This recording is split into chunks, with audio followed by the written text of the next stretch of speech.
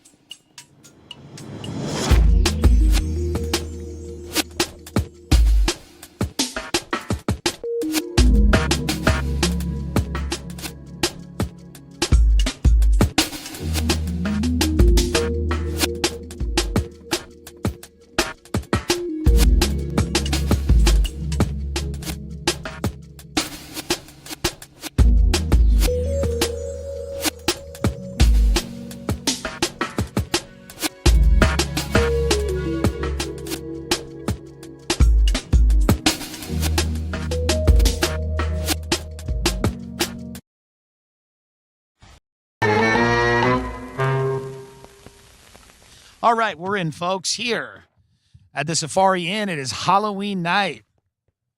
Burbank, California. Just saw a maid talking to two other people staying at the inn, and they were like, listen, this woman opened the door. She goes, listen, you got to clean this whole room when we leave. We're both very sick, which means that they're all fucking junked up in there.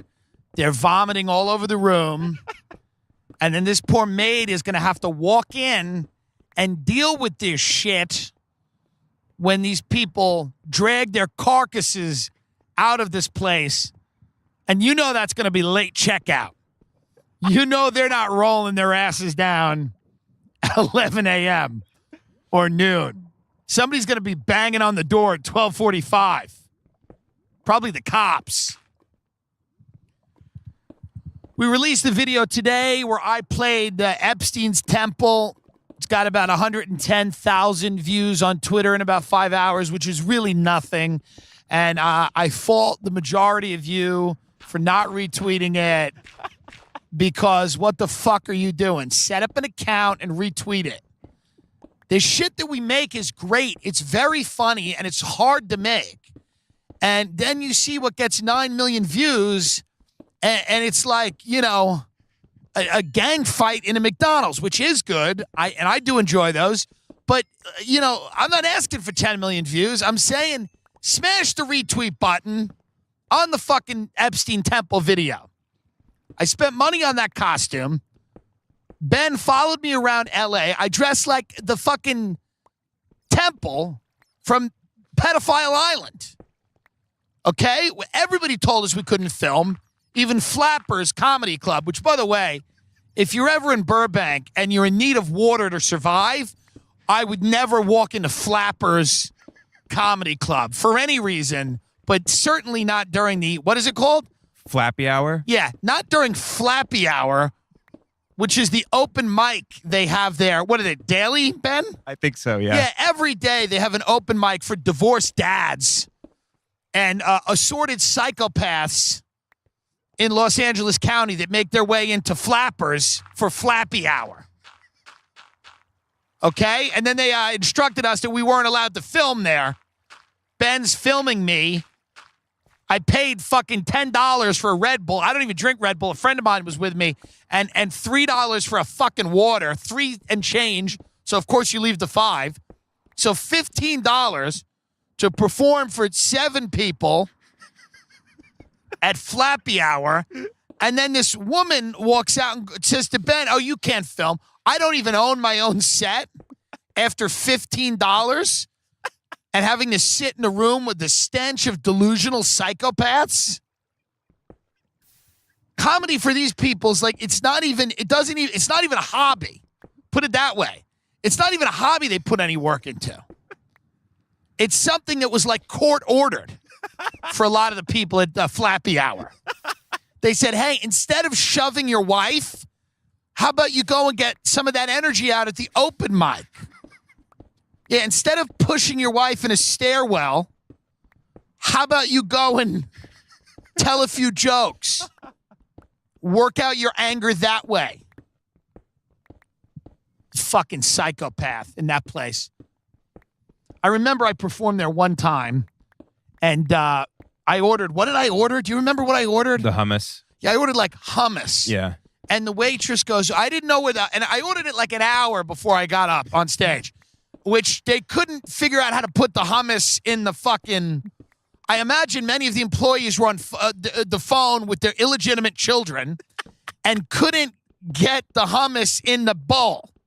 So then the woman came up to me afterwards and goes, hey, I was looking for you all over. I didn't know where you were with the hummus. I said, I was on stage, dummy.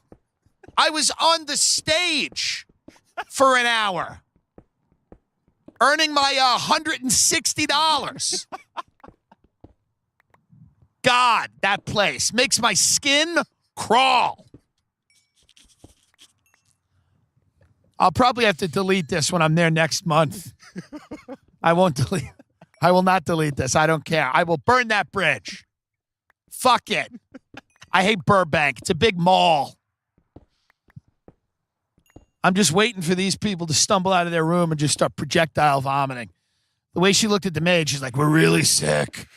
You're going to have to just burn this room when we leave. 110,000 views. Listen, all I'm saying is this. The video quality is great. The editing is great. The fucking thing is funny.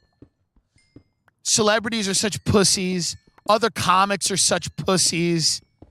So many people just don't want to retweet it because they, I know they don't want to upset anybody. God forbid this jeopardizes your chance of getting on Deal or No Deal. And I know that's what most of you people are in this for, and I don't even blame you because there's no there. It's a mirage. Nothing is real. Just got a few checks from Deal or No Deal. I don't even know what that show is. Apparently you go with the deal or not. My career is called No Deal. It's a show called No Deal. It's been going on for a decade. So I don't know what that show is. But I know that I'm sure there's a lot of game show hosts in this city, and I'd love a game show. Someone give me a game show. I'll tone it down for the game show, not for everything, but for the time I'm on air. I could do a family-friendly version of this for a half hour to an hour.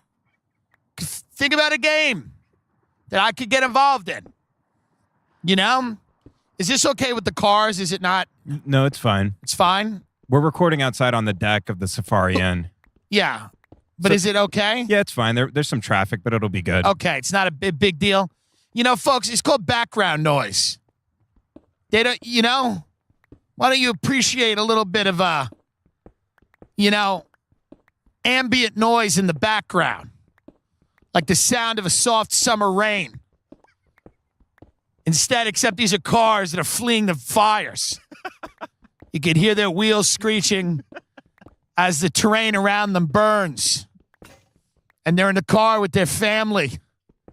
And they're thinking about what would have happened if that family had just burned with that house. And of course it would have been sad, but it would have been a chance at rebirth. My father's wife almost died once from food poisoning. And my dad looked so disappointed when he talked about the fact that she was saved. And I don't think it's because he doesn't love her, but there's a chance at rebirth. Mm-hmm. Do you understand that? It's not that he didn't love her. It's that, waking up alone sometimes is what's needed. After you've been in a bed next to somebody for a long time, sometimes waking up and reaching for someone who isn't there is the ticket. That's at least what his face said. He was kind of very solemn when he said that she was saved. He said, we almost lost her. And the way he said it, he was very matter of fact, we almost lost her, but that would have been it. And I would have had to move on. But he's like, she was saved and, we're all back together again. I'm just saying, smash the retweet button if you can, folks. Not a big deal if you can't. I get it. Many of you have jobs. You don't want to get fired, whatever. Instagram is hiding us. You can get to ISIS. You could have gotten to Baghdadi on Instagram before you can find me. He's now dead, but you could have got to him. You could have got to his IG Live before you find anything that I do. Because Instagram is,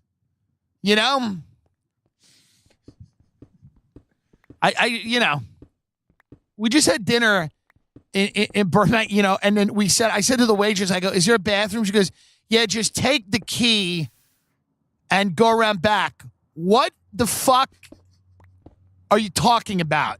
Take the key and go around back so I could what? Work at the restaurant? Why is the bathroom locked? Is it really? I guess it really is post-apocalyptic hellscape out there. And is everybody giving birth in the bathroom? Is everybody shooting up in the bathroom at Marie's Italian restaurant in Burbank? Whatever it was called. That you need to have it locked up. We need to use a key to get in. Is it that bad out there? When you check into a hotel, is it that bad that the key works for 3 seconds in the elevator to get up to your room before you have to hit the sensor again? It shuts off after like a second. Who is getting on the elevator in between floor 3 and floor 7 to murder you? Apparently everybody. There was probably, as I say that, because none of these corporations give a fuck, there was probably like a slaughter in like a Hyatt or something. There was definitely, and it was a big chain, and somebody got in there and just went crazy. Somebody went in there and went, breakfast buffet, it's not good today. And they went into the elevator and plunged a steak knife into someone's throat. And then Hyatt was sued. And now it's like the NSA, you get into your room, there's 95 sensors to get anywhere. And then the card's demagnetized. You got to keep going down to the front desk and go, hey, they don't work. They don't work. Did you keep them near your phone or your wallet? Yes, I did. I did. I didn't keep it in my mouth. I have to put it somewhere on my person. How about we invest money into cards that don't demagnetize by the 2 things everyone has to carry? Don't keep it near credit cards. Don't keep it near your phone. Should I put it in my ass for the day? What should I do with the card? I'm seriously asking. Can you hold it?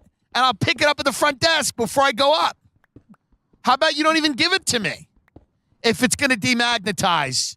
Standing there in the elevator, waving it in front of the sensor like a psychopath. Everybody gets in the elevator. Nobody knows whose card to use. Everybody's waving the cards frantically at the sensor, just trying to get up to wash their ass. It's enough already. Let people get killed. If that's the other option, let's live with the fucking chance that someone's going to get us. There's 9 bolts on every door in a hotel. Like, I guess shit went down that I was not aware of in a hotel. I guess somebody walked into a Marriott and disemboweled a family, and I didn't realize how fucking crazy hotels are with security.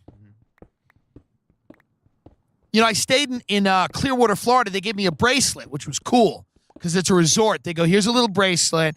But again, you got to use the bracelet to get from the pool to the beach to the lobby. Like every layer of gate you got to go through now because apparently there's just a lot of people stealing other people's vacations.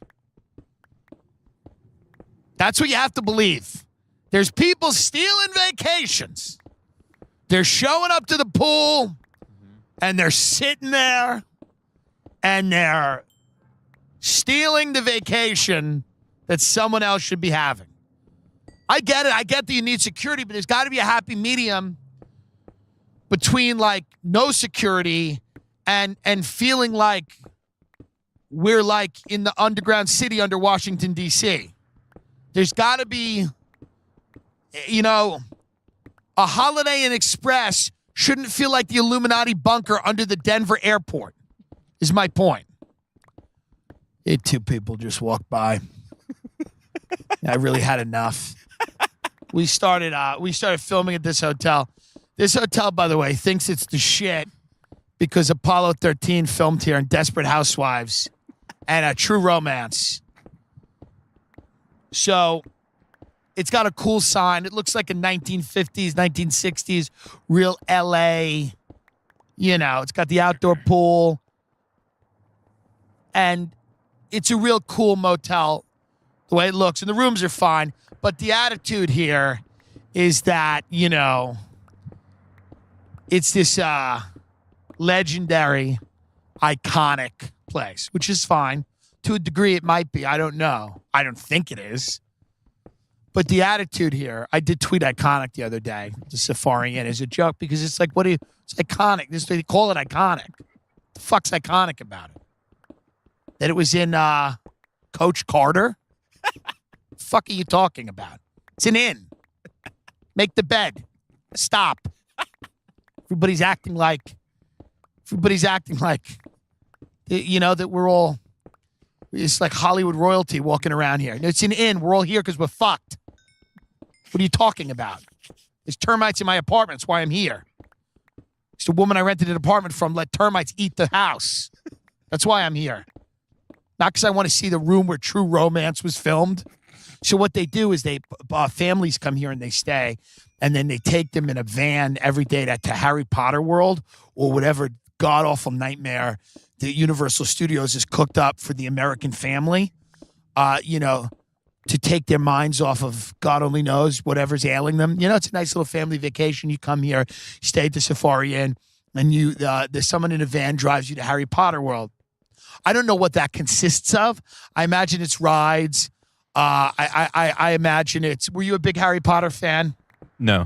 I liked Harry Potter. I didn't read the books because I'm an adult. Mm-hmm. I didn't read the books, but I saw some of the films. I probably saw all of the films.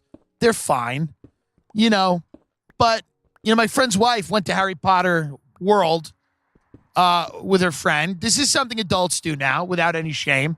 Is they go to a theme park for kids, and that's okay. Listen, hey. I'm not here to judge anybody. This is what goes on.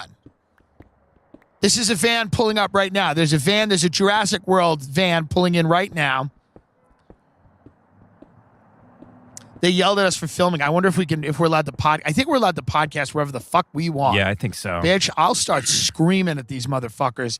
If they try to stop us from podcasting, I'll be like, bitch, I own my fucking voice. I'm not going to pay you money to speak into a microphone. Of course you got to pay. What's a rental on this? 10 grand a day to shoot? More. Probably, yeah. Maybe even a little more. Yeah. We got stopped filming here. We filmed in the Grove. Mm-hmm. We got stopped filming there, which is a outdoor shopping center in LA. We got, they stopped filming. We got told to stop filming at Flappy Hour. Yeah. The Supreme store, they wouldn't let us film there. They would not let Ben walk into the Supreme store. In West Hollywood, they let me walk in. I appreciate that. Just like Epstein's Temple. Mm-hmm. It's Halloween. One thing I will say in LA is that people have really gone to some trouble decorating their homes for Halloween. And I appreciate that. Like, that's a cool fucking thing. Halloween's a cool holiday. It's fun to see people get into it. We never really decorated for it when I was a kid. And I'm sure you didn't because you came from a very Christian. Were you even allowed to celebrate it? Yeah. Yeah, okay. But we did not really decorate. My mother had Christmas decorations that she would put up, and they were dolls, and many people from Long Island or from other places. I don't think it's specific to Long Island. Many people know there were these dolls where they were holding a candle, and then the arm would like go back and forth with the little candle in it. It was just like, there are these famous moving dolls that you put in your window. It's like a display for Christmas. My mother loved doing that. It was a big deal. She did not like Halloween that much. She thought it was satanic. She thought everybody was poisoning kids with the candy. She thought, so she didn't really go out of her way to celebrate that. But it's nice to see people in Burbank really getting into the spirit here. It's nice. And you can see the kids when they hit, like the kids that are a little older are walking around and they're kind of, you feel the energy of like they're trying to like break off from the pack. They're trying to get into trouble. They're trying to figure out like what's the next move. I remember 7th grade or 8th grade. I went out with like the kids in my grade that were, popular or cool or whatever you want to say. They were all throwing eggs at cars and other people. That's what you did in 8th grade. That was like a rite of passage. That's as you were growing up. That's what you did. You would throw eggs and shaving cream and you would vandalize property. That's what happened. That's what Halloween was about in the suburbs.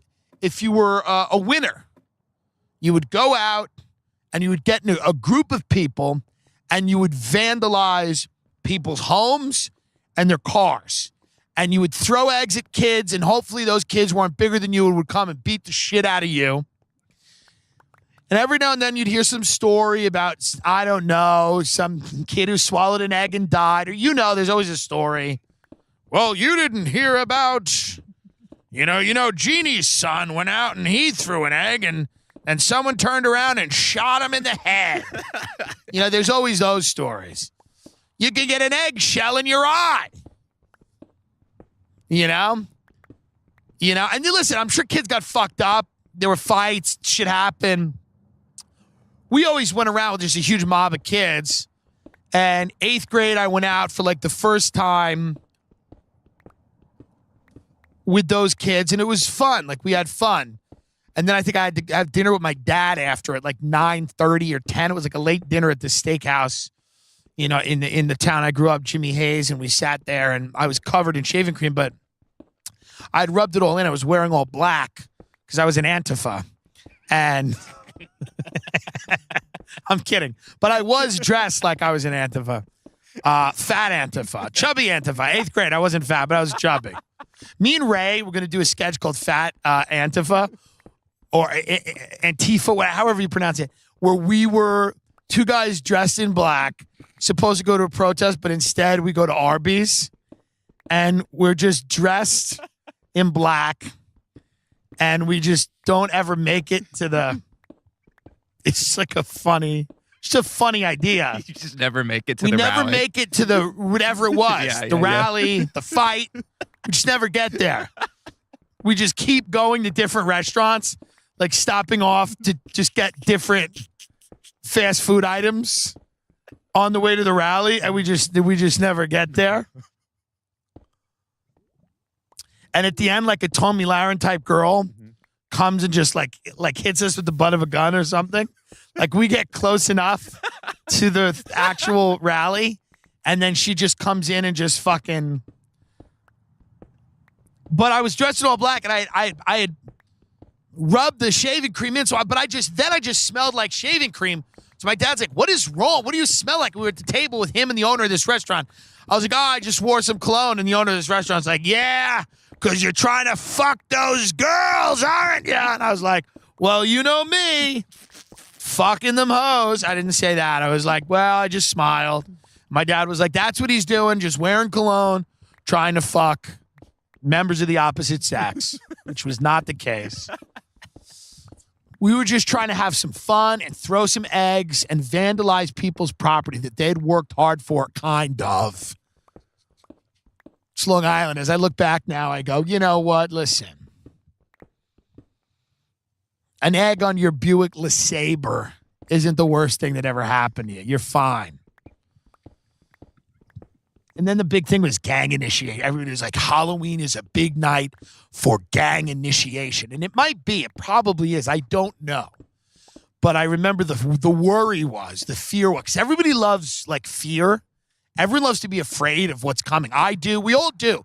We all like it. That's what we're all invested. We love horror movies. We love, like, peeking behind the monster under the bed. What's the deal? Where's the bad stuff? Where's the dark shit? We want to see it. We want to see how bad it really gets out there. We're into it. We're hardwired for whatever reason.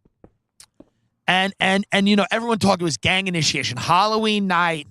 Our mothers, the Long Island mothers, would be like, Halloween night is the night where gangs will just pick a few of you boys and kill you to get into the gang. They'll come here, they'll kill you so that they can join the gang. And me and my friends would just sit, staring at our parents stoned, being like, well, thank you for letting us know. Like, trying to not let it out that we were literally starting to roll on acid, Yeah. Thank you. Well, I bet we should just go down to the basement now and stare at the posters on the wall for an hour or two and think about what to do with this information. Gangs are coming from the city. Very coded words. All right, so what you're saying is people from the city are coming here to our leafy suburb to kill us, to prove a point. Well, I bet we should sit down in the basement and just relax for a little while before we decide how to proceed with our evening. You know, our pupils were the size of golf balls. Just we don't really know what to do with this, but thank you so much for this. Just wanted to let you know. Be safe out there. Be careful. Gang initiation. And listen, I'm sure somebody, when I do something like this, you know, without fail, someone on Instagram will share a story with me about an actual gang initiation that happened on Halloween. I am not saying that isn't happening. I'm sure it is. Did you hear that it was the night for gang initiation too? I never heard that. You never heard that? No. Yeah. I heard that the one about the car coming in the opposite direction with its headlights off, and if you like flash it, then it'll like turn around and chase you down and kill you. I heard that might be a thing on Halloween. I don't even know. I think that's like an urban legend. Like an urban legend? Housewives tell. Yeah. Okay. I don't think that's real. Yeah, Ben has no idea what I'm talking about. I'm like, did you hear the one about gang initiation? He's like, no, I heard the one about the chupacabra. I'm like, oh no, this is kind of based in reality. Ben comes from just this fucking wild background of superstition and no, I heard the one about the black cat crossing your path, and I heard the one about the vampire and the werewolf. No. We're talking about gangs now. Some of them, listen, maybe it is gang initiation. What the fuck do I know? I have a wedding coming up this weekend. I can't tell you whose because the person is famous, and it's very nice. And then they also said, hi, we're not doing any social media this weekend because we want to respect everyone's privacy. And it's like, hey, I'm like into getting photos with famous people. So how can we respect your privacy, but also respect my need to get photos with people who are doing fucking better than me in the business so I can put them up and give people an idea that I'm on a path I'm not really on? How can all of our needs be respected at once? Can we find a way to bridge the gap between your need for privacy and my need to look like things are going better than they are? How about we meet in the middle? Could we meet in the middle? No social media. Well, how about this? Just tell everyone I was there then. I don't have to go. There's no social media. I shouldn't have to go. It's crazy. I mean, I don't know. Listen, it'll be a good time. And of course, I'm kidding. I'm always kidding. I've never meant anything that I've ever said ever. Especially anything that would ever upset anyone. They're all jokes. The things that are not jokes are the things that people universally accept as truths. We only know what they are after they've been said. Hard to know what they are before they've been said, you know? Mm-hmm. I wish I was at a really I want to be at a Halloween party right now in LA with like some people in my little cool costume, and I want them to be taking photos, and I want them to, but I don't want it to be comedians. I want it to be like Post Malone. Right. I want to be at a party with Post Malone. Okay? Or even Carl Malone.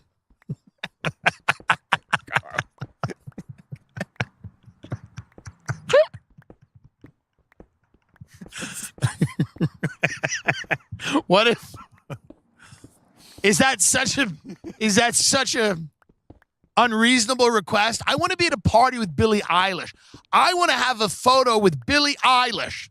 But instead I'm at the inn listening to these junkies tell the maid that she's going to have a lot of work ahead of her when they slither out of that room.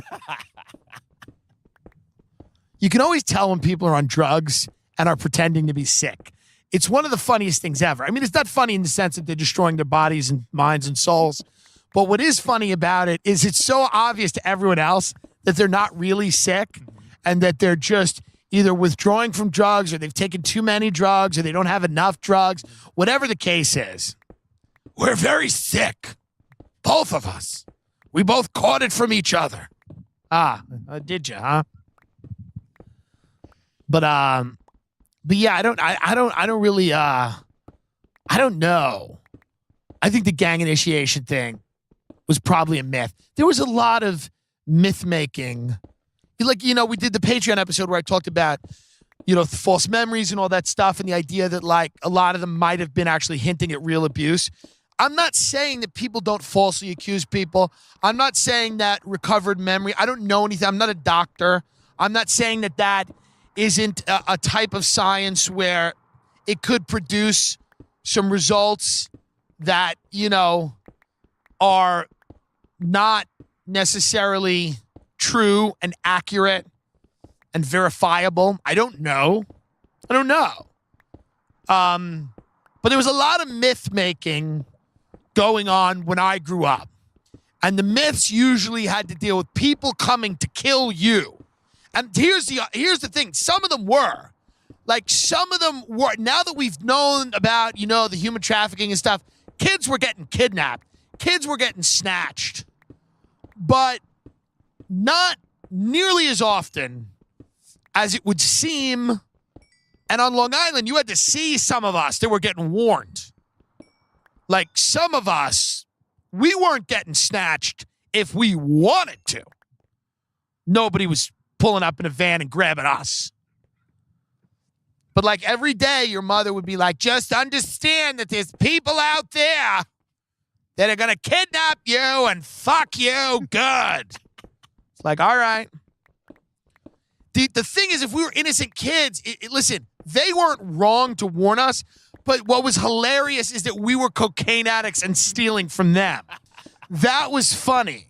In hindsight, that's what makes it funny. Mm-hmm. Not so much that they weren't really wrong, but it was just funny that we were like going and doing blow in the projects, and they were like, you're just good kids.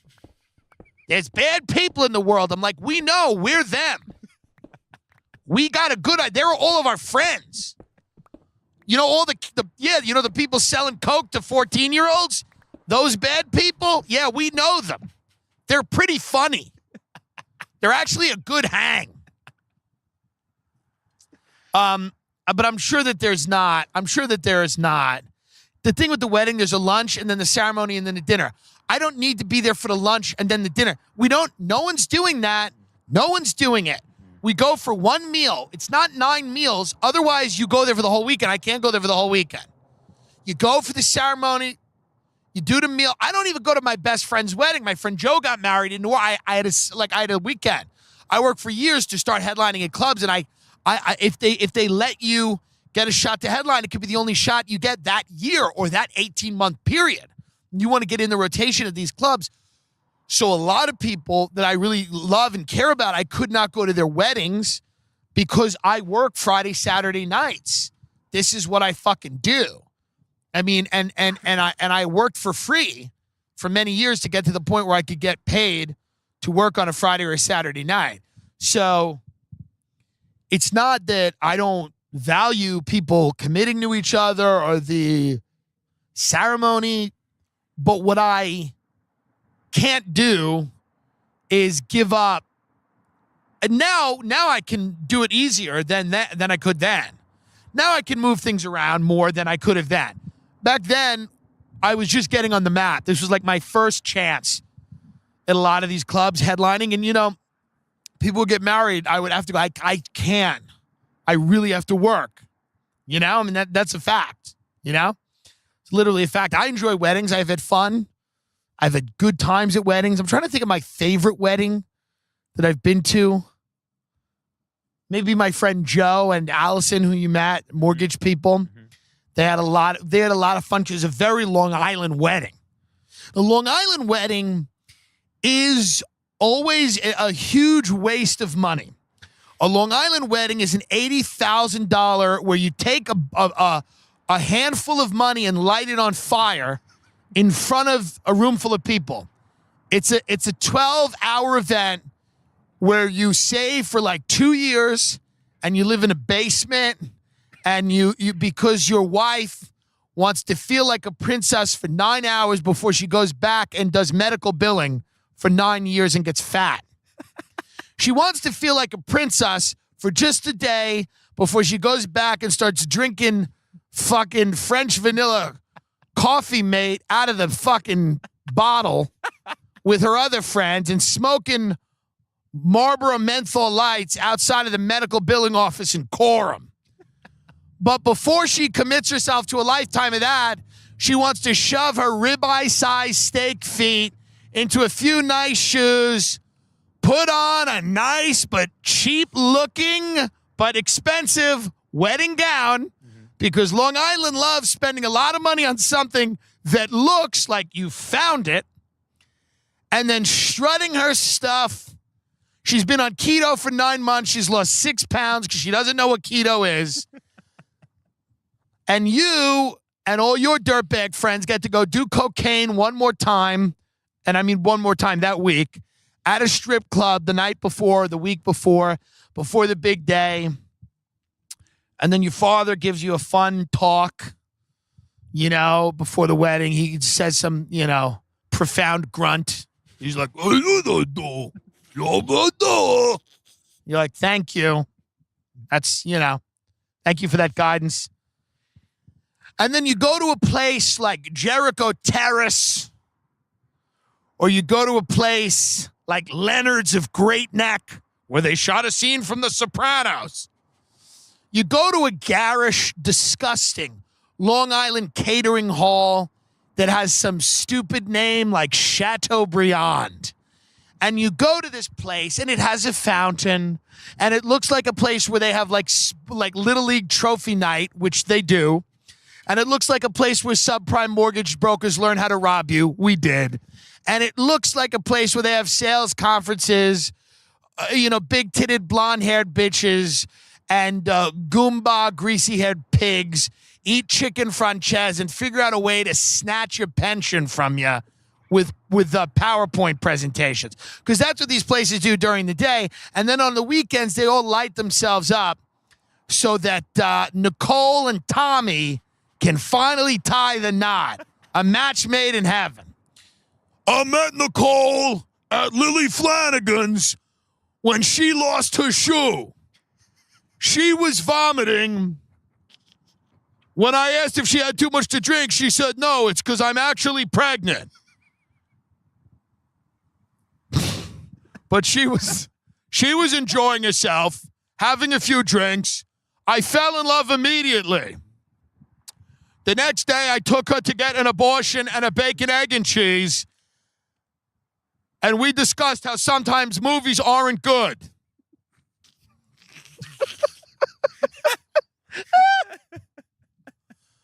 Over the next year, we decided to move in together because we could not afford our apartments on our own. Moving in together was a very big step for us because we had both been evicted the week before. Nicole supported my DJ business, and I supported her as a medical receptionist.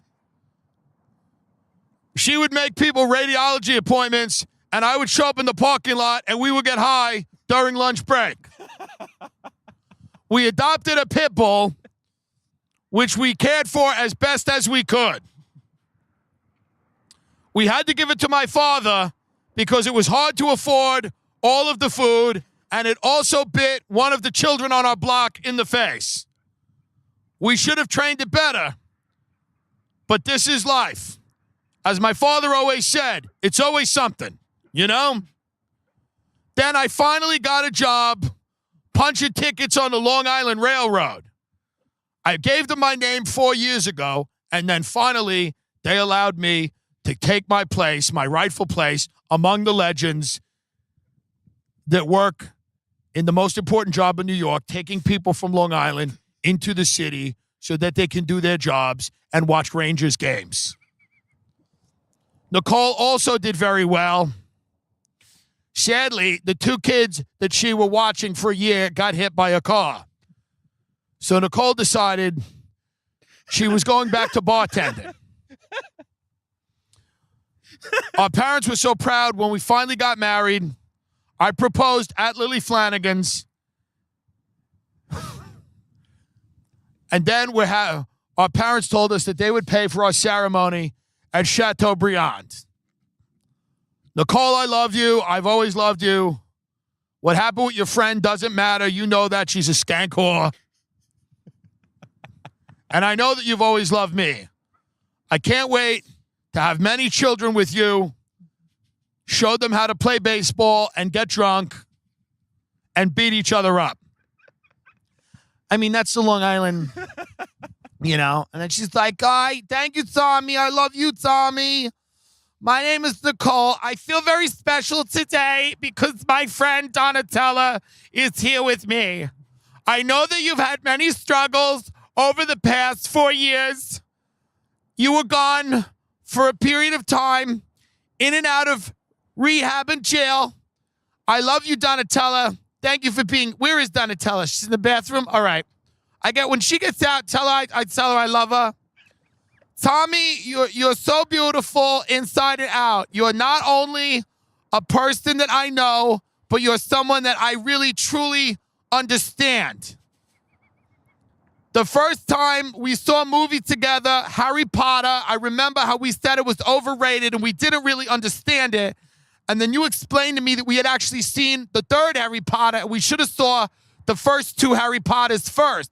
Then we went and saw the first 2 Harry Potters with each other, and now Harry Potter is the most favorite thing we've ever seen ever because you're my magic, baby.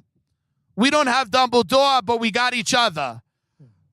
Our honeymoon will be at Harry Potter World, and we will stay at the Safari Inn where they will pick us up in a van. There will be a fat man on the roof yelling. You will say that you think you know him and that you did coke with him in your town.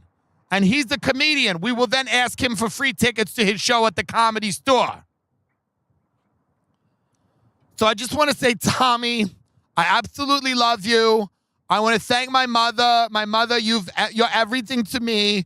You show me what it's like to be a bad bitch who drinks Long Island iced teas, who doesn't take any shit, who shows up for work when she wants, who quits cigarettes and yet still smokes, who knows how to carry herself in the community as a woman. You told me how to be a woman, Mommy.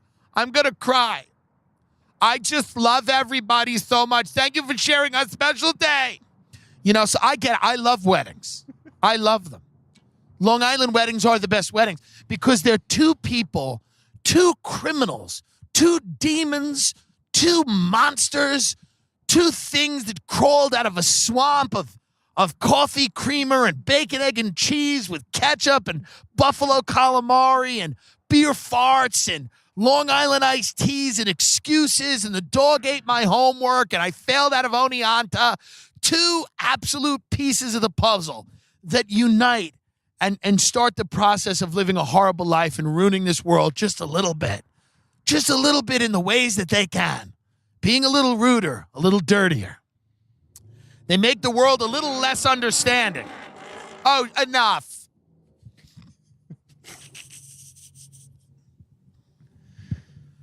I had a real rally there, but I mean, there's nothing better than a Long Island wedding. It's something that's great. There's real characters there. What are those 2 people dressed up like, Ben? I love like the adults that are dressed up in the. So they're both Pikachus. They're both Pikachus. They got those costumes at fucking CVS. Sad. What were some of your Halloween costumes? I was a pumpkin, a skeleton, Super Mario. I think that was the last time I dressed up. I was Super Mario. You're a little bit of a basic bitch with the costumes. There's nothing wrong with that. Were you ever were you ever try to be a scary thing? No, I never did. I wasn't into scary stuff. I was into like video games and stuff. So I would just dress up like Super Mario, or I think I did Yoshi. Oh, I did Simba one year. What? Simba from The Lion King. Okay. How old were you? I stopped dressing up at like 11. So I think I was Simba when I was 5. Okay. So I didn't. When did you stop dressing up? Did you stop dressing up in high school or? Yeah, I didn't really dress up past 8th grade. Yeah. 8th grade was the year I went out and threw eggs. I think 7th grade, I might have wore a mask. Because you edge out of the costume into the mask. Yeah. You go from the costume to the mask. And then some people get into the costumes again or get real creative or whatever. You know? Yeah. But 7th grade is the year of like, I'm going to wear a mask. I'm a badass. but you still like candy. You know, you still want candy. And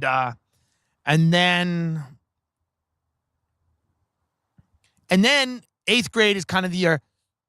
And then high school, you know, some people have parties, but then high school Halloween, I'm trying to remember. I think they were just, you know, high school had a Halloween, like, I can't remember. One year, I think I went out with a bunch of kids and we were like doing similar shit.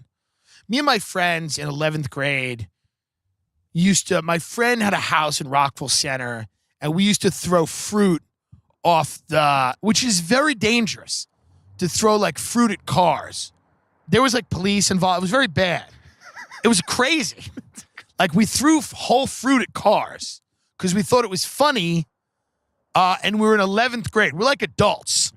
And we thought it was funny to just pelt passing cars with fruit. And you know, they would get mad. They would stop their car. They'd bang on my friend's door and they would be like, hey, I just got nailed. Like, what the fuck, dude? Like oranges and just whatever, you know? People get pissed off at that. But this was like one of your friends that you have where you're like, oh, this kid's got a bigger house than me. It's fun to hang out with him. He's a fun kid. His name's Ryan. He's still a fun kid. But like he would do crazy shit. He was really into pranks. He was really into like they just loved it. They just loved throwing, like, I didn't give that much of a shit about pranks, but you just do what other people do to fit in. Okay? That kids, if you're listening, the biggest mistake you can do is march to the beat of your own drum. If someone else is doing something, even if it's dangerous, just do it. It's the way the world works. That's how we get people to go to war. So my point is, and if you tell me that you shouldn't do bad stuff that other people are doing, don't ever tell me, then how are you going to support the troops? Because I think that's pretty much the logic of that. Well, why are we all doing this thing? Shut up and do it. Are these people guilty of anything? Shut up. We're doing it. Okay. I'm kidding. I know that there's more going on there than that, but I can't unpack it now. It's not the time. It's not the time always for discourse on geopolitics. Not the time. It's Safari Inn. But sometimes you make a friend, you just got to do what they do. And this kid loved throwing eggs. One time, me and him, our other friend Tim, who passed away from drug overdose, who's a great kid, very funny kid, insanely funny. Some of the first times I ever got drunk were with this kid. We would just show up to his house hammered. His mother would be like, what the fuck is wrong with both of you? You're drunk? And he would be like, they already took our fake IDs, Mom. And she would be like, excuse me? He's like, we were already caught. This is overkill now. What you're doing is overkill. And she would just lose her mind, and we would fall down laughing.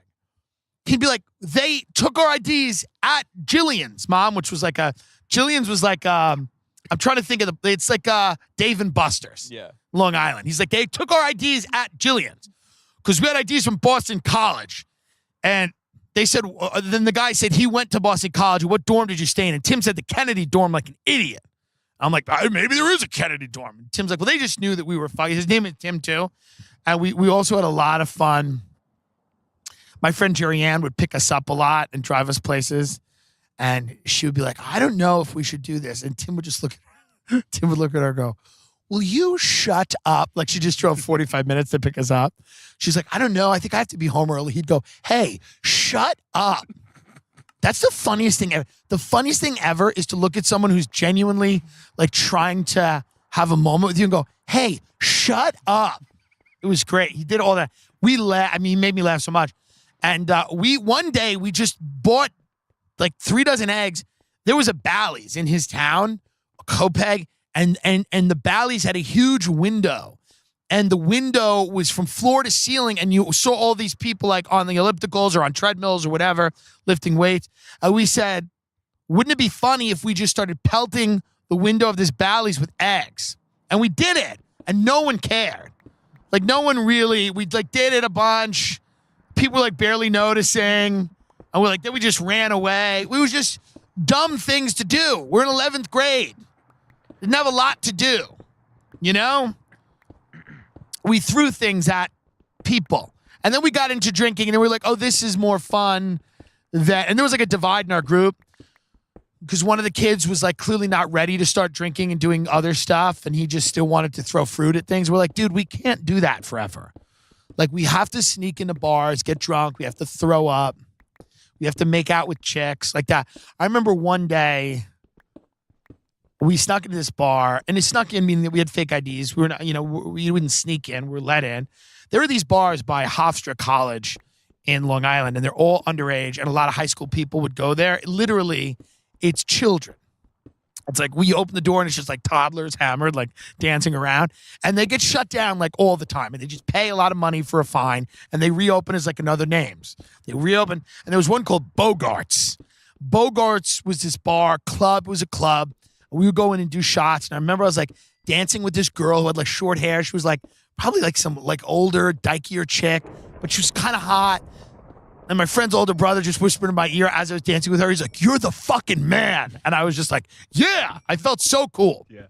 He was like, "You're the fucking man." I was just dancing with this like short-haired lesbian. And then we started making out, which was fine. I didn't care because I was like hammered and it looked cool in front of your friends. Mm-hmm. You know, it was just funny. And then we all got in the car and then we had to pull over on the way home. We were all just vomiting. And what was funny is like when your friend's parents didn't care, like when you'd get home and the mom would always be like, "This is enough." And the dad would be like, "They're being kids. Mm-hmm. They're just having fun. Will you relax?" And listen, we're all successful in our own right. We're all fine. I do miss Tim, who passed away. He was a fucking very, truly funny kid. Always had a hot girlfriend. Always, he was a surfer skater kid. Always had a hot girlfriend. Very, very hot girlfriend. And he was just a very funny guy. And that was one of my favorite things he ever did. He would go, "Will you shut up?" Shh. His mom would say something. He'd go, "Hey, shh." She'd flip out. She'd flip out. He'd be like, "Will you shut up?" Like as we're walking to the car. She'd be like, "Don't. Now, I said home by 12. He'd go, "You shut up. You shut up, please. Shut up. Shut up. Shut up. Shut up." I remember he used to have a block party. It was like a truly shitty block party on his block. And it was just like, it was just an excuse for people to walk out and drink in the street.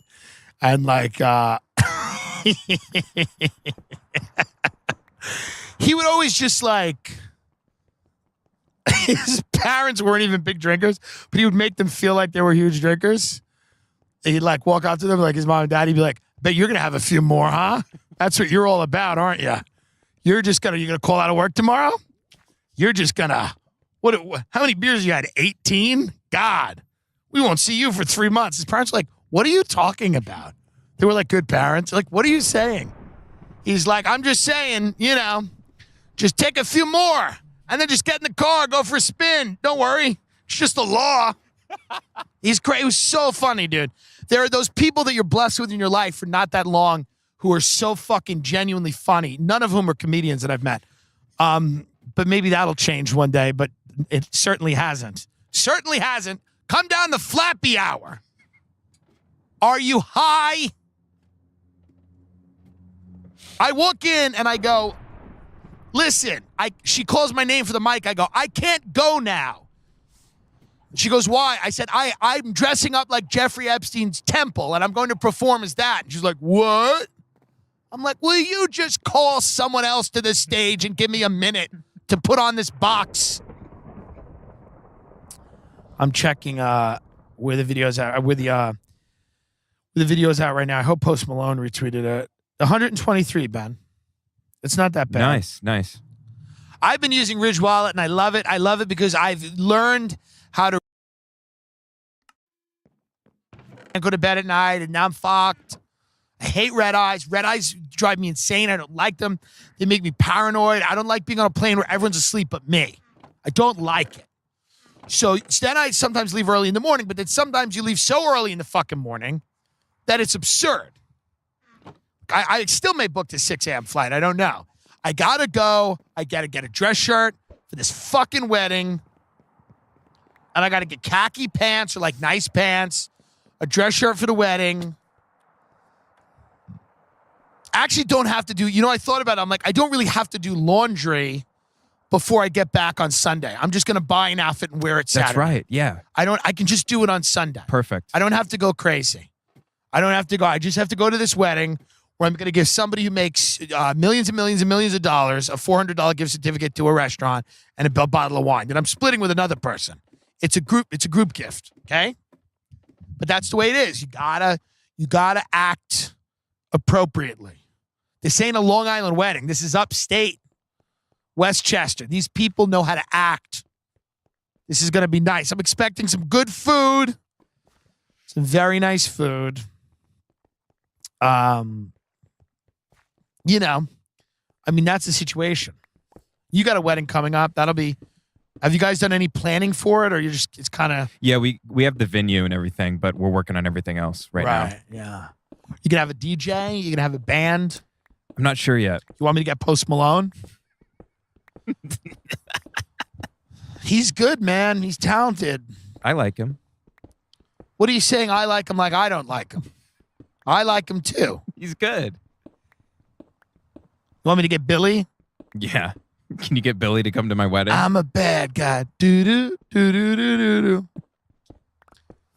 People in Long Island are so out of it, they wouldn't even know who she is. Who's this girl? Oh, this sucks. Put on Joel. Where's Nelly?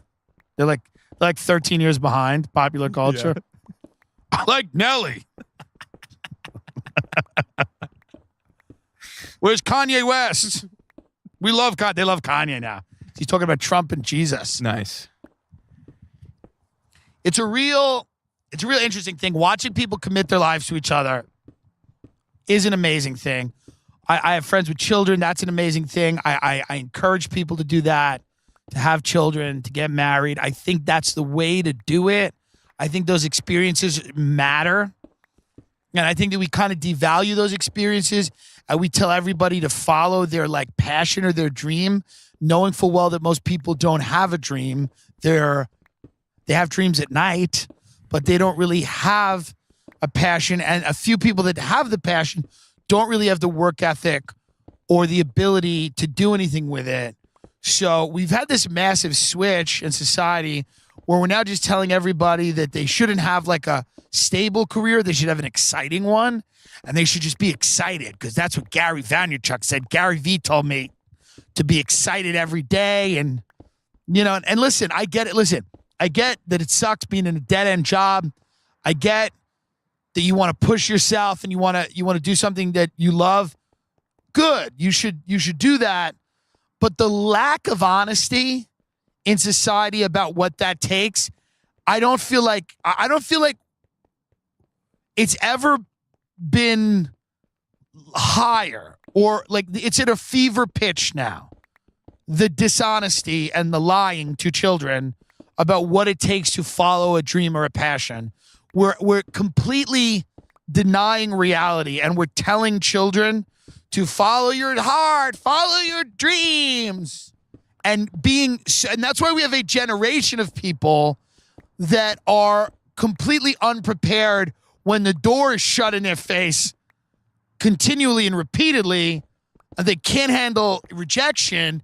And then they flip out and they don't know why they were rejected. And they start saying, well, it's society. It's this, it's that. It's these barriers. It's the way it is. It's the rule and not the exception that people are going to tell you to fuck yourself over and over again. And we seem to leave that out. All the stories seem to leave that out.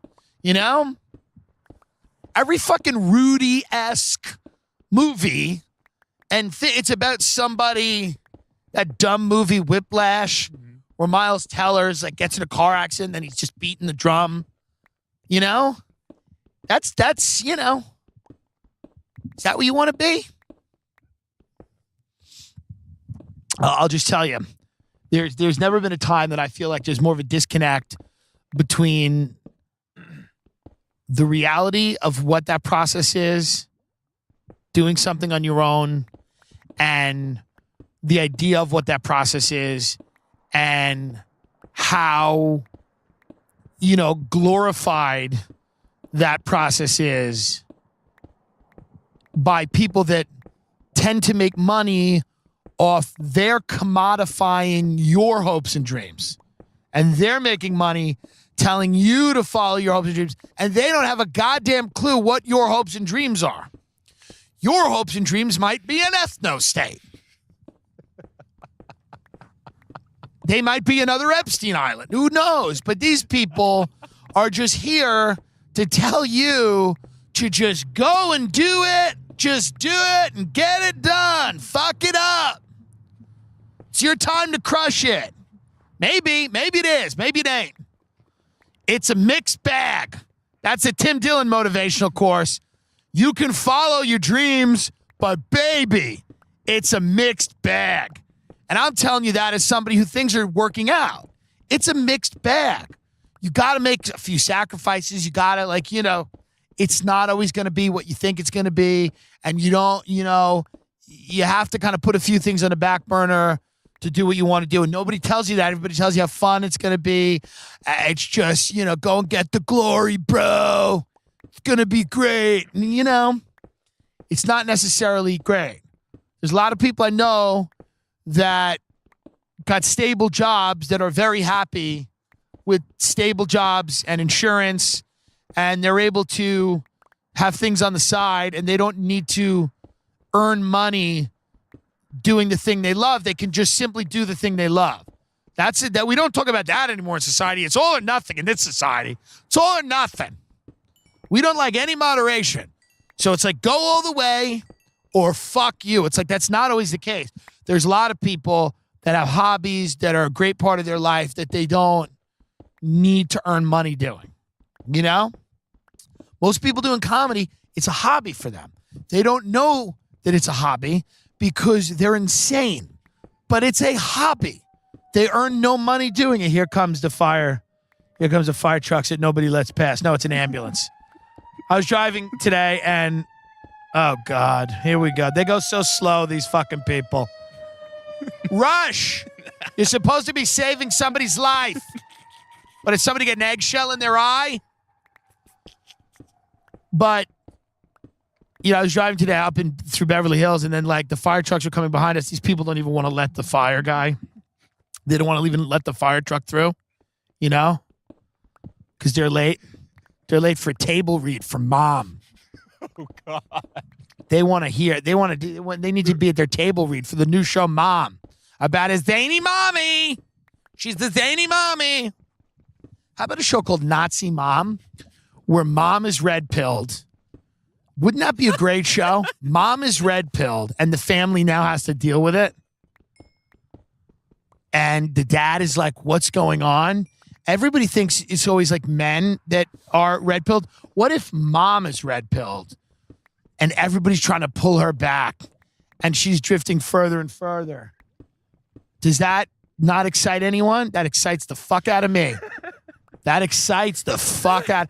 I never really wanted to be in a writer's room. I'll tell you right now, if they do a show called Red Pill Mom, I will write for that show. Where the family sits down for dinner, okay? And she's just sitting there, and she serves everyone roasted chicken, or maybe salmon gravlax. And they're like, why are we eating this? And she's like, well, you don't really know much about your Nordic heritage, but I think we should start talking a little more about who we are and where we come from. It starts like that. And people are like, okay, that's fine, right? And then progressively through the first episode, she starts letting you in on the fact that she's a little based, as the kids say, as the new generation of children say. It's going to be a fun world in 20 years. I'll tell you that much. If the kids are any clue, it's going to be a fun world. You may want the corporations in 20 years. You may be begging for Chase back. You might be like, remember when it was just Citibank that we had to contend with and not bands of marauding psychopaths that are armed to the teeth? I don't know if that's the case, but it certainly doesn't seem that. Thank God no one leaves their home. That's the only thing that we all can really just sit in the fact and the comfort that nobody really, unless they have to, leaves their home.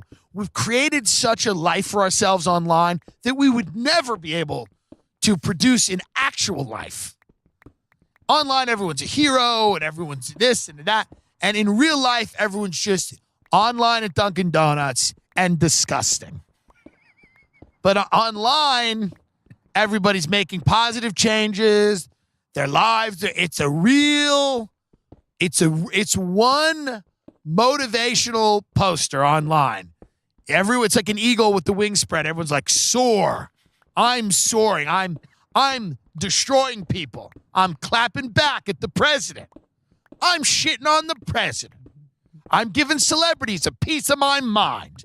And then when you walk out of your house, what do? You go to McDonald's and you get a cheeseburger and then you eat it in your car and you cry. And then you go back in and you're like, I'm going to tell Alyssa Milano to fuck off. And good, because I don't like her. But that's what it is. So whenever I think things are going to get too bad, I realize that we are blessed with the fact that, but who knows? That'll eventually run out, I'm sure. And as things get worse, people might venture outside. I don't know. May happen. May not. I just want to go. I just want to go to as many weddings before that day happens. I just want to go to weddings. That's all I want to do, man. Is just go to weddings.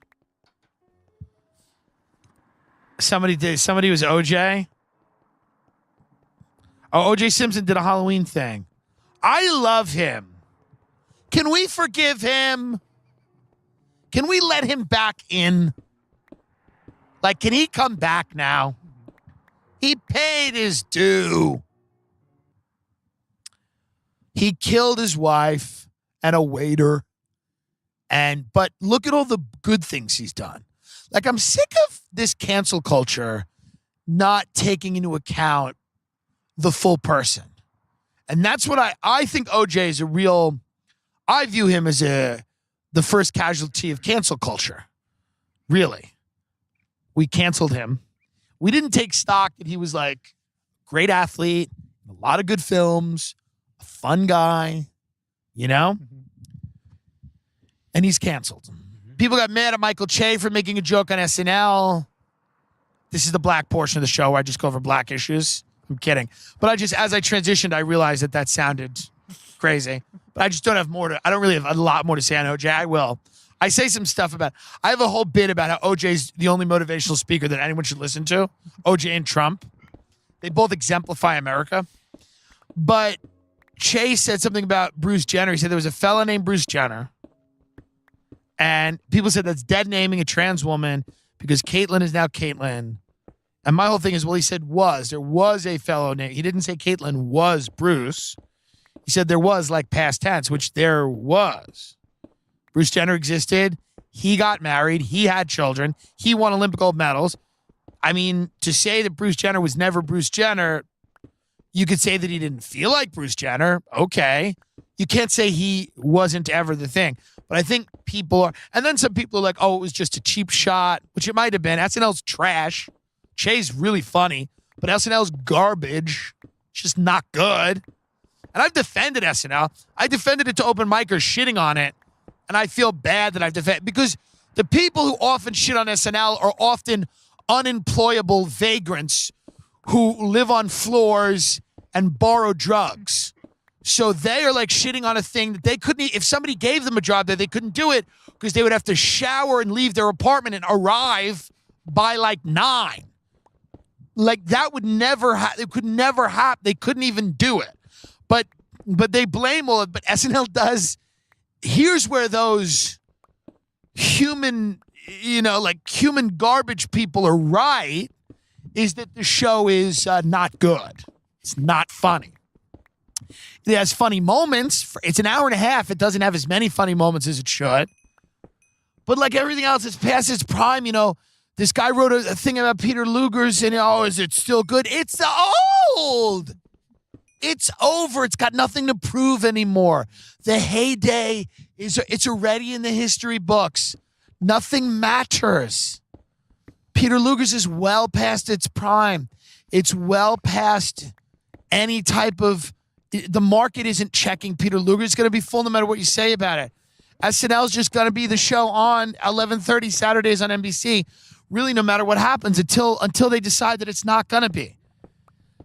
That's what it is. I mean, things get so big, it's mythos. Peter Luger's SNL, things like that, they just coast along, not being particularly impressive for a while, and then having hits here and there. Luger's is certainly still a great restaurant, and SNL could still put out a funny sketch, but it doesn't mean that on the whole, on average, these are institutions that are well past their prime. And I'm always amazed that everybody's shocked that a 150-year-old steakhouse or a show that's been on 40 or 50 years is no longer hitting like it used to be. Yeah, The Simpsons not hitting like it used to be. Get over it. Your childhood is over. Your childhood is done. We're moving on to other things. Stop remaking Mad About You. What the fuck is that? They're going to ruin. If I thought they weren't going to ruin Reno 911, I would love to see it get remade because I loved that show. I guarantee they'll ruin it. They're going to ruin it. They're going to introduce it to a whole new generation of people as something that is much shittier than the fucking irreverent, hilarious thing that it was back when no one gave a fuck. Talking about political correctness, I find myself, it's so funny. You saw some of the Halloween decorations in Burbank, and some of them were a little weird. There were skeletons being lynched on the trees, and I just say to myself, I go, me, guys, I'm not an SJ Dubs, but you start seeing the skeletons being lynched, you go, do we need that? Do we need the lynched skeletons from the tree? Now, I know that lynching has a racial component historically in this country. No, but there was white people that were yeah, no, I know that. I'm just saying, do we need it? Do we need the lynched skeletons for the Halloween display for the children? You got 2-year-olds in Buzz Lightyear costumes pointing at these things. What's that? Oh, that's a way to kill someone where we hang them and we cut off the flow of air, and a lot of times their neck is broken before they can even die of strangulation. Anyway, go and get your peanut butter cup. Okay, pal? I don't know if we need that. There was also, there was one that was clearly an ode to, what's the one? Was it Michael Myers? What's the one with the summer camp that happens at the summer camp? Friday the 13th. So there was clearly an ode to that. Yeah, I don't know. They're all the same. To me, there's Freddy Krueger, there's Nightmare on Elm Street, then there's Friday the 13th. It's then there's Jason. It's a whole thing. It blends together in my head, Mm-hmm. I love all that stuff, but I'm not an aficionado. I prefer horror movies like things that I've seen that have Jacob's Ladder with Tim Robbins was a good one. Things like Cabin in the Woods that were fun. Joss Whedon made, before he, joined the Lilith Fair or whatever he thinks. Yeah, that guy. What the hell's going on here? He got his wife canceled him. Got canceled. He was cheating on his wife. He's like, you don't know. I love these guys that get caught and then move further to the left when they were to the left. It's no, you got to go right now. You got to shimmy right. Shimmy right. Shimmy right. You got to get red pilled. You can't dance further to the left. These guys, they get caught cheating on their wife and they're like, well, I'm non-binary now. It's no, hold on. But that was a fun movie. That was I like House of a Thousand Corpses, Rob Zombie, Devil's Rejects. I like stuff that's a little campy, a little funny. It has elements of fun in it, but I love all the old shit too. Hostel was fun. The Ring was great. Jenny Slate's new special. A lot of these things are, in and of themselves, kidding. It's phenomenal. Everything's great. Everything's great. The comedy press has lost their minds now. They've collectively lost their minds where I can't even get mad at them anymore. They should be put in a padded room. People writing about comedy right now should be put in a padded room and have all sharp objects and shoelaces taken away from them. They are a danger to themselves and others. They are no longer rational beings that should be able to plan their own day. They need to be in an institution, toot sweet, immediately. They're making comedy lists with people who haven't done comedy in 5 years who are homeless, and they're going, these people are the comedians that you're going to know. I bet. By the way, being on one of those lists is a curse. I know I've seen people that have been on those industry lists. 3 years later, they're like wandering around the streets of Los Angeles. You know, like they can't find their way home. So good luck. There's some people that are funny that get on the list, but by and large, every special review, every list right now is being made by people who are mentally unwell. The only comics they like are comics that they think would invite them to a party, i.e., losers. The only comics they like are comics that don't remind them of the people who rightfully used to spit in their faces during homeroom. I'm really going off today. You know, the air is very crisp, and I feel very good. But what I mean is, and I don't want to sound too drastic or too extreme. I believe the police should arrest the people that are reviewing comedy right now. They should arrest them in the middle of the night and take them away from their families and interrogate them with as to why they find certain things funny. They should be interrogated. They should be under a hot light, and they should be forced to watch this special and fucking admit, or at least have reasoning for why you found this funny. Whatever special it happens to be. I've got no beef with Jenny Slate. It's just that was the special that everybody said is the greatest thing that's ever happened, and I watched it. Listen, she's clearly talented. It really wasn't for me. That's okay. I'm probably not for her. But the praise that is leveled on people clearly has nothing to do with the actual thing anymore. It's completely divorced from what the thing is. It just doesn't matter. It's not that specific special. It's really all of them. It's anything that anybody's fucking doing right now. It's a statement. I'm making my reviews a statement. It has nothing to do with the actual thing that anybody's watching. Nobody was mad about Chappelle's special. It wasn't real. These people turned it into something that wasn't real. Okay? Nobody thought Nanette was the greatest thing in the world. They turned it into that. No one, not a person on earth was like, this was the greatest comedy special. They might have thought it was a meaningful piece of art, but there was not one people were trying to say, it is funny. Fuck you. You don't know what fun. It's like, so my point is that the people writing about comedy right now, Jason Zinneman of the Times can write some good articles. Meg Wright at Vulture can occasionally do something that isn't completely insane, sometimes half accidentally. Jesse David Fox is a lunatic over whatever the fuck he writes for. Decider, Vulture, whatever pretend thing. I'm just saying, I am saying that these people should be in jail. Do you understand what I'm saying? I can take criticism, but I'm saying it should be leveled at me from bars that they are currently behind. That's my only point, is that they are looking to kick up dust and start trouble and stir the pot.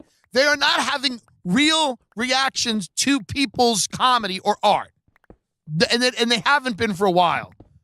They are only trying to start shit.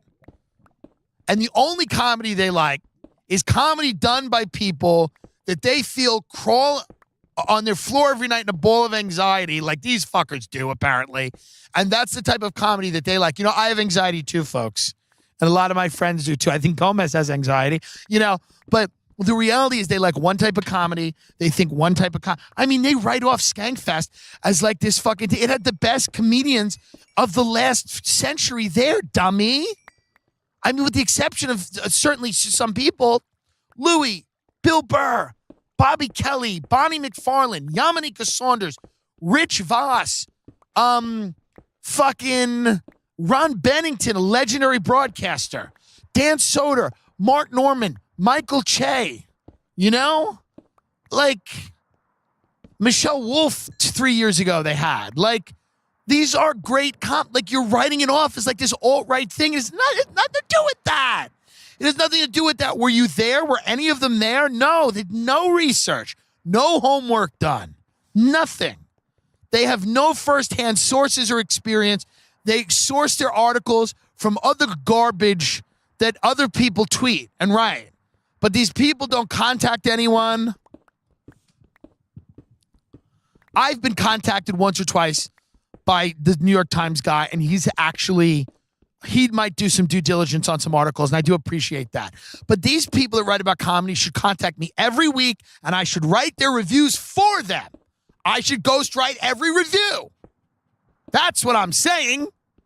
They should check in with me every day. Hi, Tim, how are you? What are our orders? What should we do? And then I give them their orders. I tell you what we're doing this week. That's what should happen. Email me. I write you your article. Or you go to jail.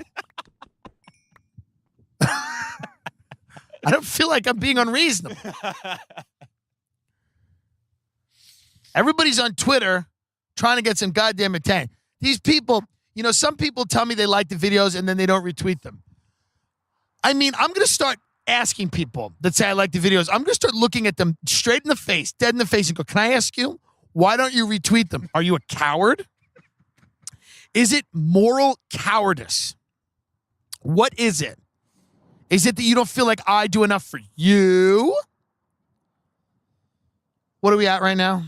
Hour 22. Yeah, we're going to start to wrap this up because we have to then, we'll record I'll do some ads on the road, and we'll get this baby to where it needs to be. I wanted to talk about a few more things. It's been a real uneventful Halloween. I mean, we made a fun video. We worked very hard on that.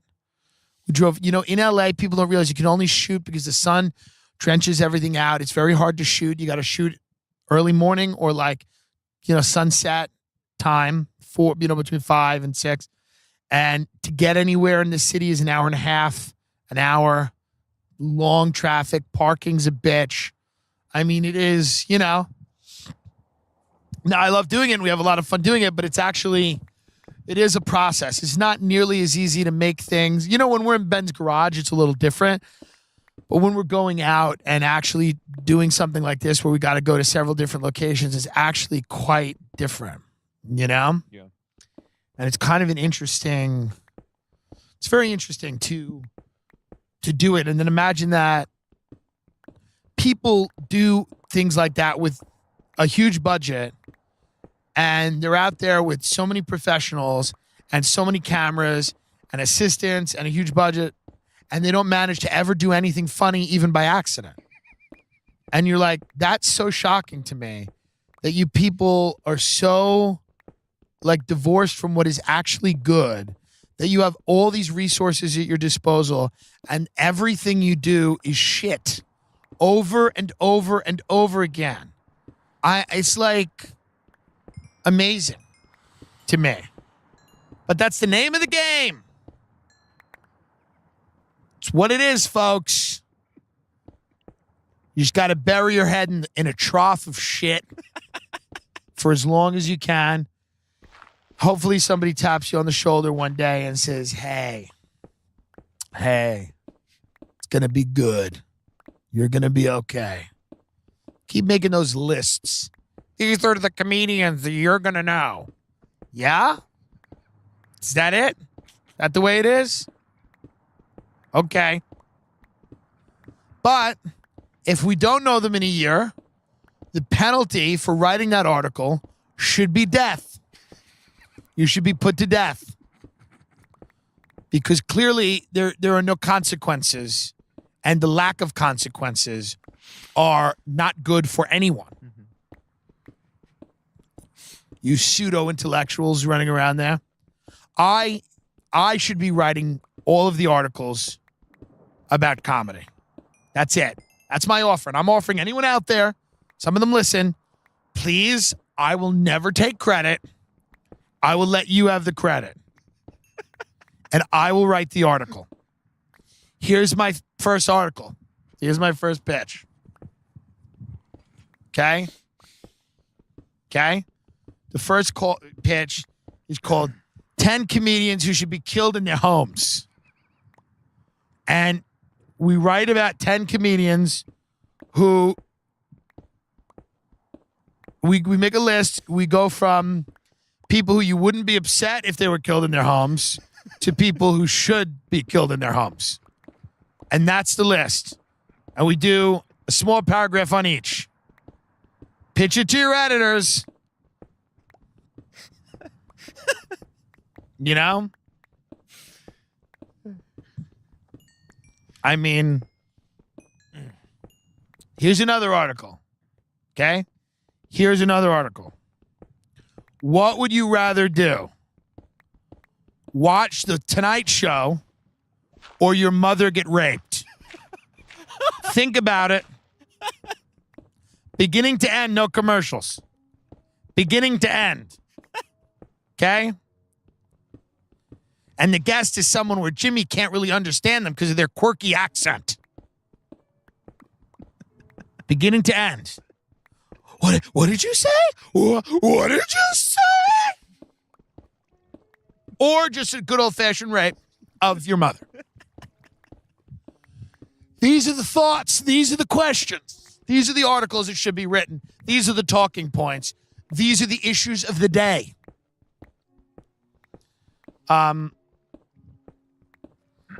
We've had a lot of fun. We're going to wrap it up. We've had a lot of fun here tonight, folks. I know that you want a visual aid. We are going to get back into that studio, but right now we've been all over the place, and because we're doing these videos and because, you know, it's getting a little colder out in LA, it's a little hard to be on that porch every time. We'll get a few more in, and then we're going to go grab a studio and do it like grown-ups, because we can't sit out on the porch in fucking February, and we're not going to sit there in the middle of the day because the sun's going to fuck up everything, and you know you're going to barely see us. So, you know, we're going to have Devin on again soon. Everybody's running around. We do appreciate everybody that listens to the show, that tells their friends about the show, that donates to the Patreon, or that, you know, just shares things on Instagram and Twitter. We do appreciate that.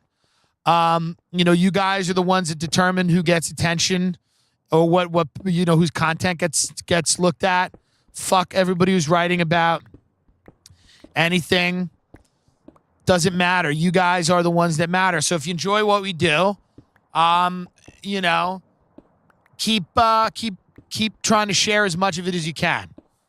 And you know, we do appreciate it. And we're gonna try to do cooler, funnier stuff. And we're gonna try to keep getting better. We've got guests that are coming up on a lot of Patreon episodes that I think people are going to dig. And we're going to continue to have fun. So let's all arm ourselves. Let's get ready. I'm kidding. But no, let's really just... Here's a guy driving by. What a perfect ending. This guy driving down the street. Seemingly all of his possessions are on the back of a bicycle. I bet you 2 years ago he was on a list of comics that you were going to know. You were going to know him. You know? Nobody should have any confidence. People in this business should open the door every day, crack it open like there's someone there coming to kill them. And that's the only way to truly advance, or like to truly appreciate how fragile everyone's position is, and how insane this whole entire thing is, and how crazy it all is. And this ebullient confidence that people have is disgusting. Be confident in what you put out, but don't become, this fucking person. Like, you're a comedian. You're supposed to be making people laugh. You're not a rock star. You're not a rapper. Calm down. You know? Enough. Cut it out. Your tongue. TimDillonComedy.com for all the dates. I'll be with Bert Kreischer a bunch this week, and then I'll be back in LA. I will be in Fort Worth, Texas at Hyenas the 14th to the 16th.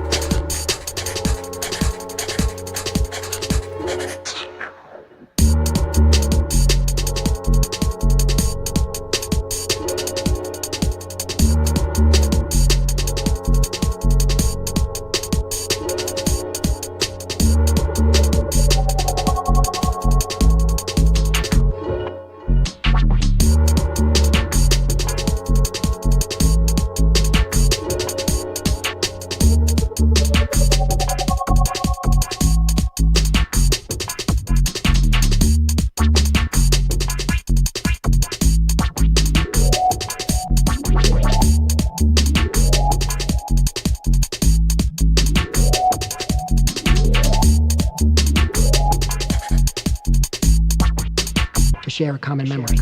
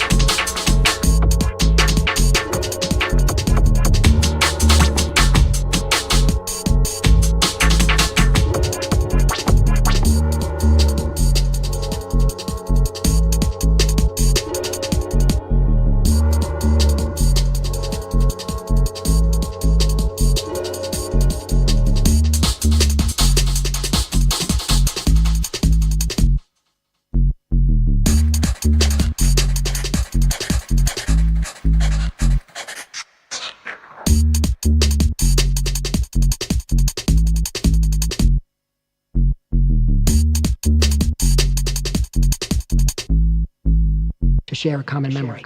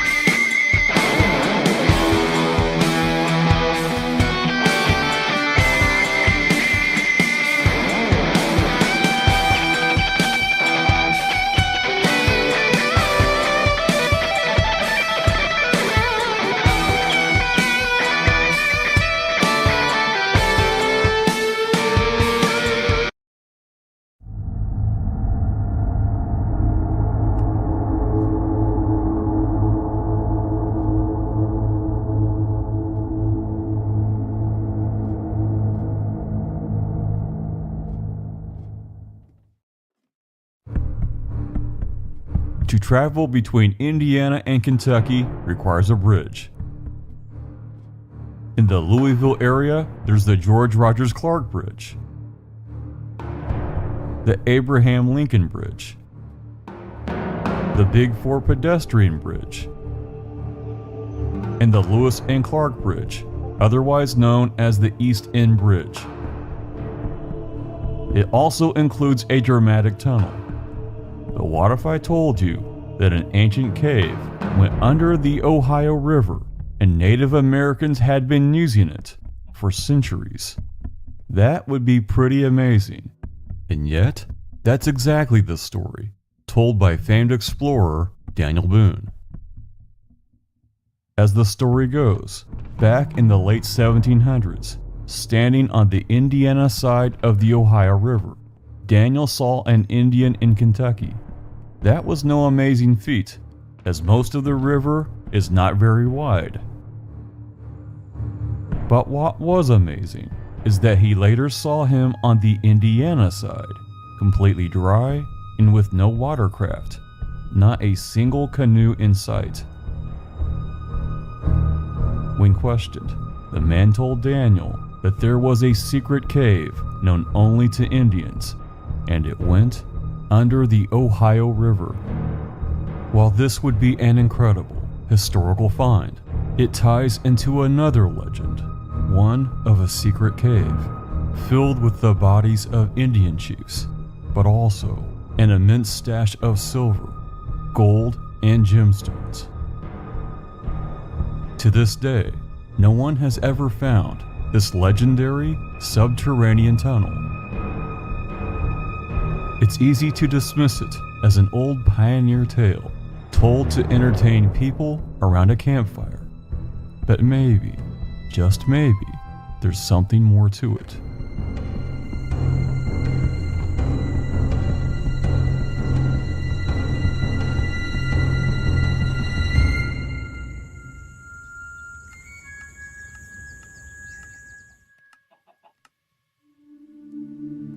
It's no secret that southern Indiana has thousands of caves.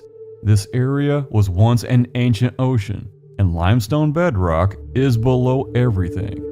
There are well over 2,000 documented caves. Here, you'll find all kinds of show caves, from Blue Spring Caverns at Bedford, Twin Caves at Mitchell, Marengo Cave Park at Marengo, Indiana Caverns at Corydon, Wyandotte Caves at Leavenworth, and Squire Boone Caverns at Mockport. Squire was Daniel Boone's younger brother and hunting buddy, and namesake of the cave system.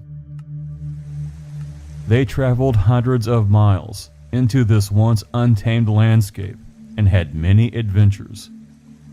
One time, they were chased by Shawnee warriors, intent on killing them. But at the last moment, they found a cave. Squire believed that God had provided the cave and considered it a holy place. He then decided to live at Mockport and build a grist mill.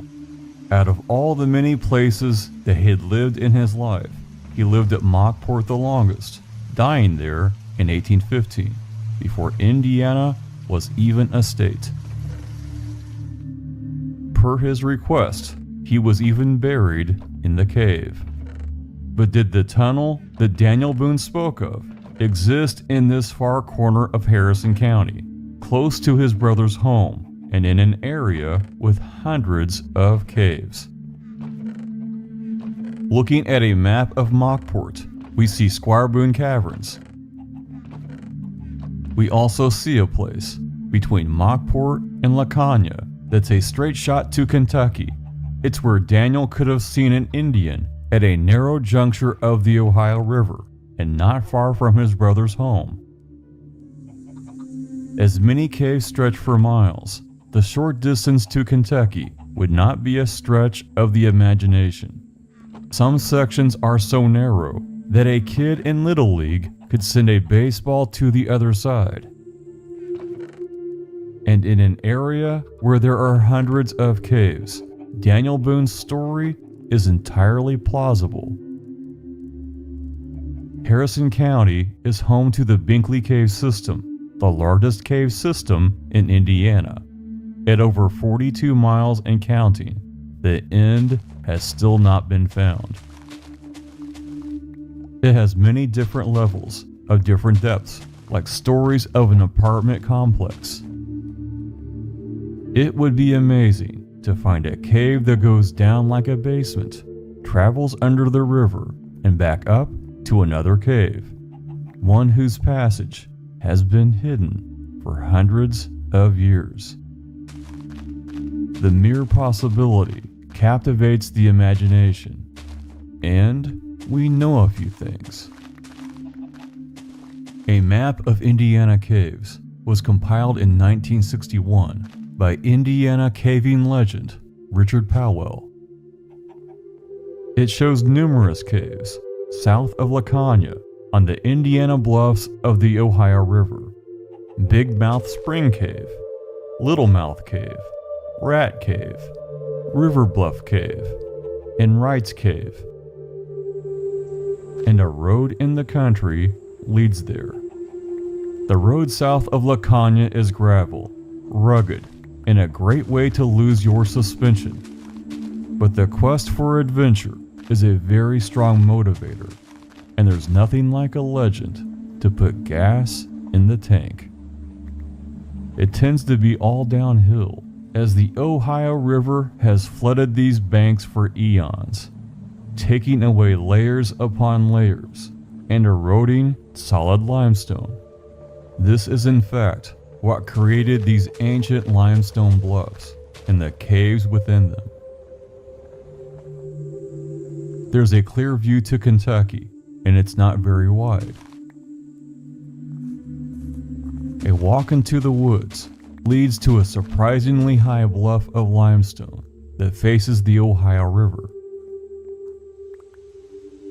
The caves that Richard Powell spoke of are here.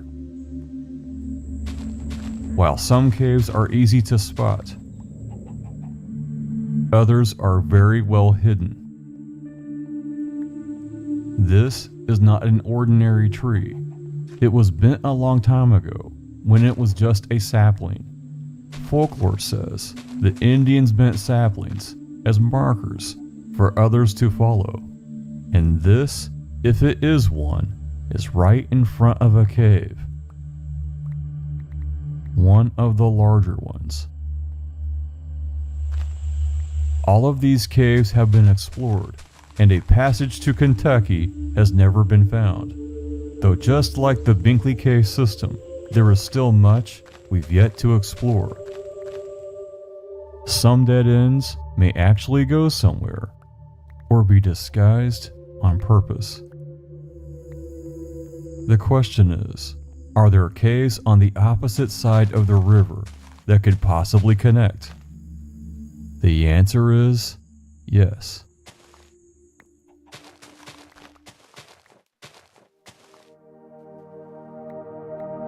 Traveling across the bridge to Brandenburg, Kentucky, we head for an area known for many caves. And like the one south of Lacania, they are very close to the Ohio River. After what seems like a far drive across the border and a long way from the river, we arrive at Otter Creek. And while it also seems counterintuitive, the road winds all the way back to the Ohio River. The far northern parking lot provides a view of the Grand Waterway and Indiana's Harrison County shoreline. Underneath the railroad bridge, you hear running water. It's fresh water from a stream that emanates from the south. This water is not only from a spring, but a well-known cave, Morgan Cave. And where water and limestone mix, they form carbonic acid, which in turn makes some of the largest caves in the world, with some of the most amazing underground passages. parking at what looks like an old quarry south of the Ohio River. The trailhead is across the street. The path leads down to a gully. Even from a distance, you can hear a mighty rush of water coming from the cave. The stairs are very old, and the handrails are very sketchy, but that just adds to the charm. Beautiful cascades trickle down from the cave.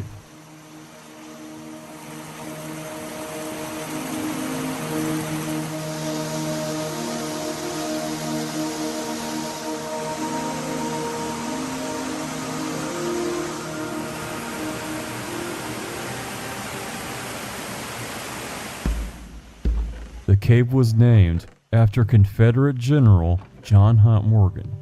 He and his men invaded Indiana in 1863. Local stories say that he and his men hid here before launching the assault. Today, the cave entrance is barred. The reason given is that endangered bats live here. While this cave may or may not connect to Indiana with other passages, it certainly encourages the idea and stimulates the imagination with possibilities. Water continues to flow and cut unknown, hidden places. Just around the corner, the cave turns into darkness and many tantalizing secrets. The GPS coordinates are well within range for connecting to Harrison County, Indiana. Some have suggested that Morgan Cave connects to nearby Daniel Boone Cave that's even closer to the Ohio River. The opening of this exotic cave is high above the rock face. To reach it would require rock climbing equipment. And with a waterfall, it opens up the possibility of countless deep passages cut by carbonic acid. In staring into the darkened, mysterious abyss, we realize that some secrets refuse to be told.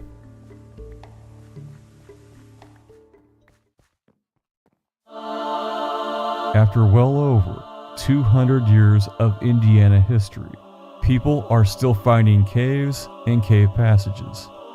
It highlights that we still don't know it all. There is still much to be found and explored. And those that have charted the Indiana and Kentucky karst region will tell you we could be standing on hundreds of miles of passages and not even know it. Be it an undiscovered, ancient, underground tunnel, or the twinkle of a storyteller's eye, the folklore of the Ohio River Indian Tunnel will surely be around longer than we are.